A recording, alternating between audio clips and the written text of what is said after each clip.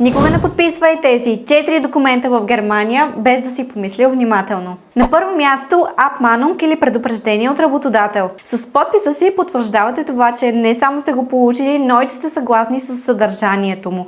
А това може да се използва по-късно срещу вас. На второ място е Kündigung или уволнение. Ако го подпишете, може да се приеме, че сте съгласни с уволнението, а по-късно може да изгубите възможността да обжалвате. Някои работодатели в Германия е възможно да напишат Kündigung от ваше име, който вие по-късно да подпишете. На трето място е Aufhebungsvertrag или споразумение за прекратяване на договора. В такива договори се срещат често клаузи като забрана за работа при конкуренти, неустойки или други неизгодни условия за вас. Така че преди да подпишете, винаги прочетете всяка точка внимателно. И номер 4, Selbstgestellte Rechnung или разписка. От една страна подписът не е законово задължителен, а от друга страна злонамерени хора по-късно могат да добавят изречение, като например сумата е получена в брой, без всъщност тя да е платена. Затова никога не подписвайте документи в Германия, които не разбирате.